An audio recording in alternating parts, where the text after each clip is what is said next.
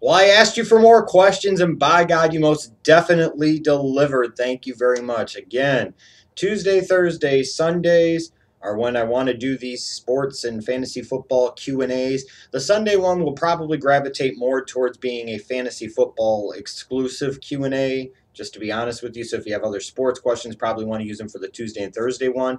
How I'll do these Q&As when they have both sports and fantasy football questions, I'll probably do the sports questions first as one group and then the fantasy football questions afterwards. All right, we got a lot of questions, so let's dive right in.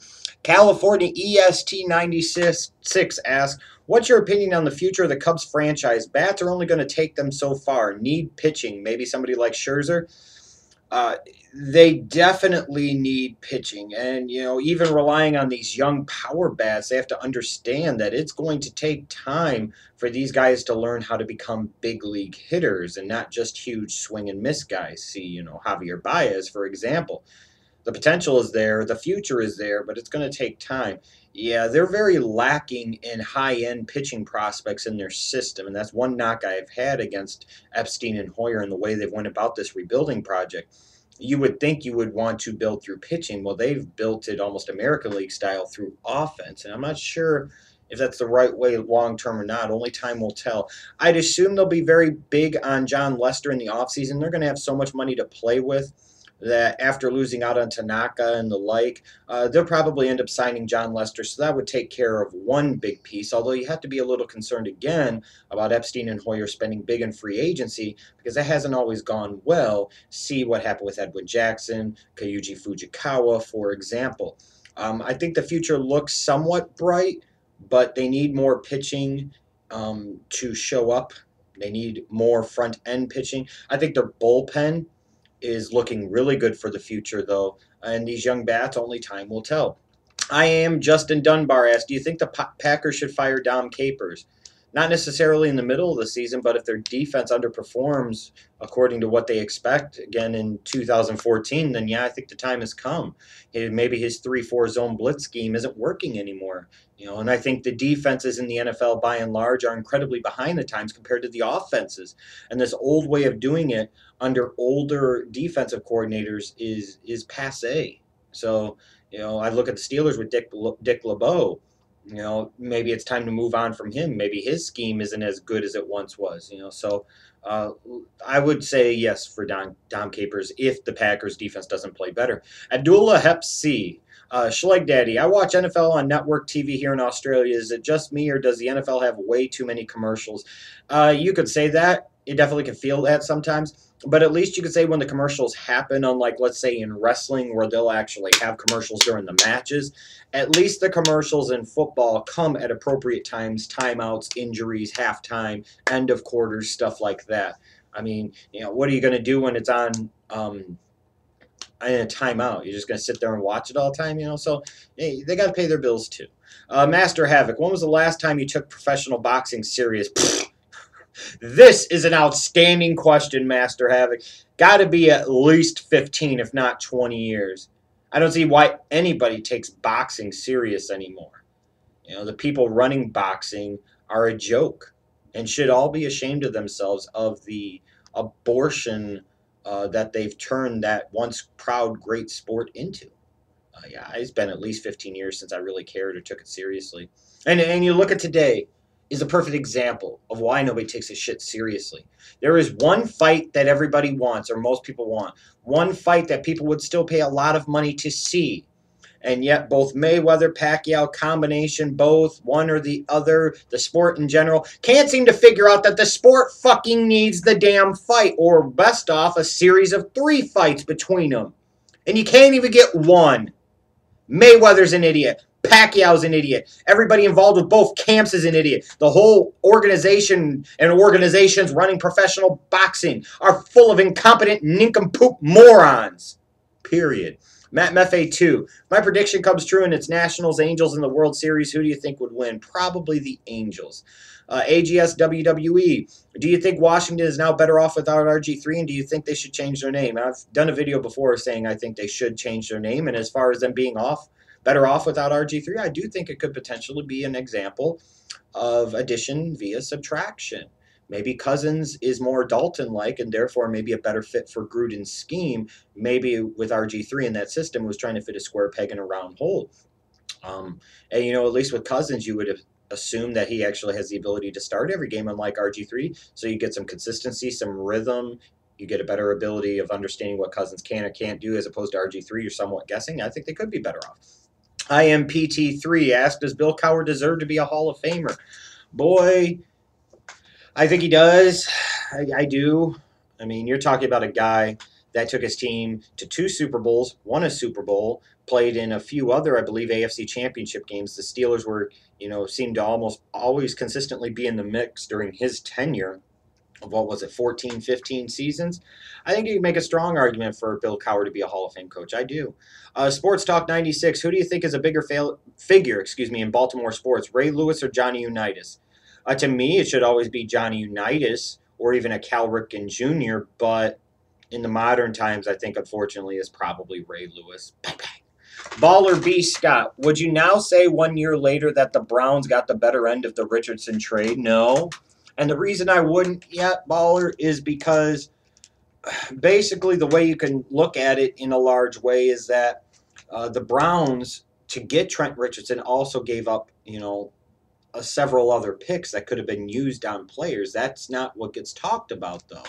And as far as Richardson, if you want to just break it down to a 1-for-1, it basically traded away Trent Richardson to get Johnny Manziel when all was said and done. So with that being said, whether or not they got the better of it, you don't know yet. Because if Manziel is a total turd and a total flop in the NFL, then what does it matter?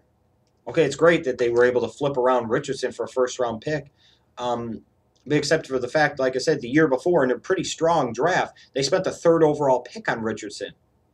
You got to keep all these things in perspective. It'll ultimately depend on how Manziel turns out for the Browns as to whether or not they got the better end of the Richardson trade. Mrs. Gregoria 123, would you put the Jaguars in last by ranking of rosters?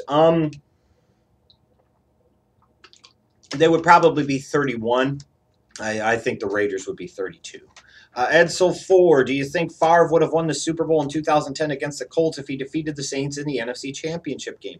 Yeah, I do, because I actually thought that year the Vikings were the most balanced, most complete team in the NFL. So if the Saints could do it, with a team that was constructed very similarly to how the Colts were, maybe just a tad bit better on defense, I would have had no doubts about it that the Vikings under Favre would have been able to beat the Colts, no question in my mind.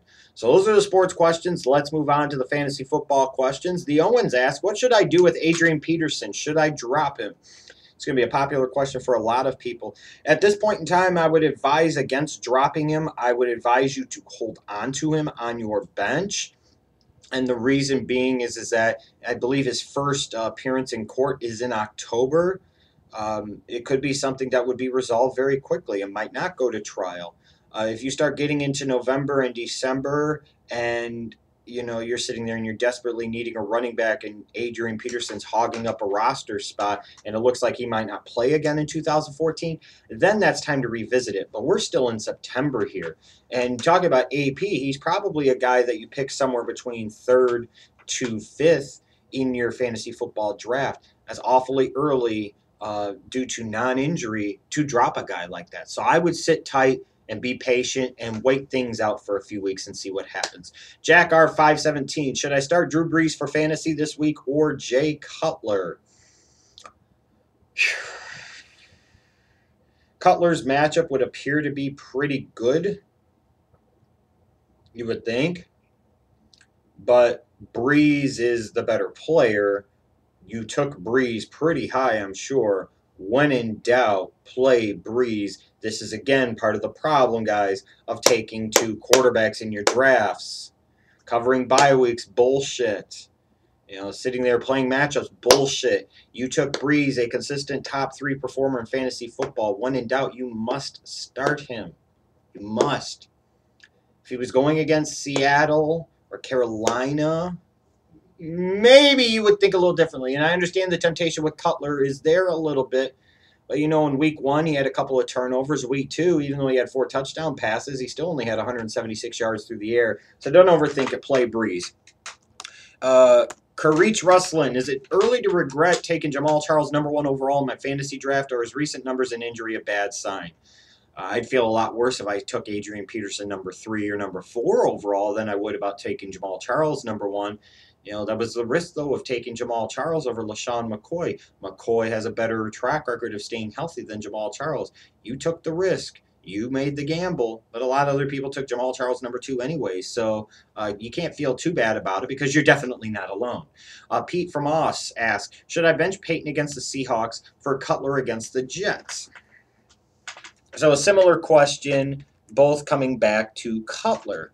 Like I said, Cutler's matchup against the Jets is not that bad because more likely not the Bears are not going to be able to run against a very good Jets run defense, but the Jets secondary is complete and total shit.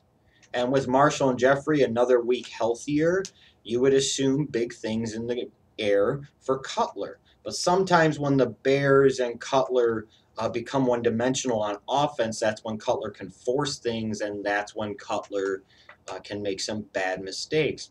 Looking at Peyton against the Seahawks defense is not as good as it was last year. We will learn this throughout the course of the season. Peyton Manning is still Peyton Manning. Again, you took Peyton Manning probably incredibly high. While I understand it's the Seahawks and there's a stench and there's a mystique there, and you're concerned based off of what happened in the Super Bowl, you got to play Peyton. You got to. You took the guy that high for a reason. Stop playing matchups. Stop overthinking it. Sometimes you'll get burned. You'll have a bad week, okay? But what if he goes out there and throws for 300 yards and 3 touchdowns on the Seahawks? You're going to feel like a moron playing Cutler. Saving Ryan's Privates ask, Darren Sproles or Pierre Thomas at flex? When you ask these questions, try, if you can, unless you've told me before and I've just forgotten, tell me what your league scoring settings are, because if you're in a PPR league, I'm going to tell you Darren Sproles. If not, I would say Pierre Thomas, just because with Mark Ingram being out, maybe Kyrie Robinson will get more carries, but Pierre Thomas has the ability to handle the ball more in terms of combination of on the ground and as a pass receiver. With all things being equal at this point, though, the hotter hand is Darren Sproles. You gotta love how he's being deployed and used in that offense. I'd say maybe Sproles. And you also want to know if you should start Jock Bell, Darren Sproles, or Vincent Jackson at flex. You're a little worried about Jackson right now. You should be a little worried about Jackson right now. I'd probably go with Jock Bell at this point. Probably go with Jock Bell. NJCT. Sammy Watkins for Deshaun Jackson. Good trade. Good trade for who? Are you getting Deshaun Jackson or are you getting Sammy Watkins? You got to be more specific here. I can't tell you if this is a good trade or not.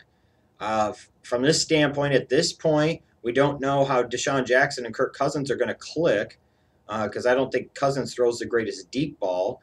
Deshaun Jackson, I got to wonder about his health. But if he plays week 3, I would expect him to have a big week against the Eagles. He'd be very hungry to do so. I might say stick with Watkins. So if you have Watkins and you're trying to get Deshaun Jackson, maybe stick with Watkins. If you have Deshaun Jackson and somebody's offered you Sammy Watkins for him, then by God, you probably should take the deal. Man God 45, who should I put in the flex position this week? Emmanuel Sanders, Doug Baldwin, or Benjamin? Baldwin against the Broncos? Probably not.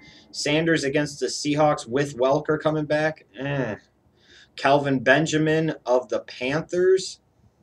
Yeah, against the Steelers and that old-ass secondary? Yeah, I think you got to go with Kelvin Benjamin at this point. I really do. Mark Whalen, 67. Who do I start as my number 3 wide receiver? Kelvin Benjamin versus Pittsburgh or Reggie Wayne versus Jacksonville? Oof.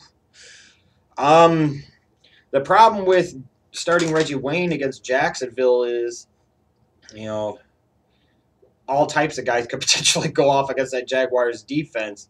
I haven't seen a ton out of Reggie Wayne that I've really liked so far through 2 games. I might suggest again that the better matchup at this point is Kelvin Benjamin against the Steelers. And AL702 asked the last questions here.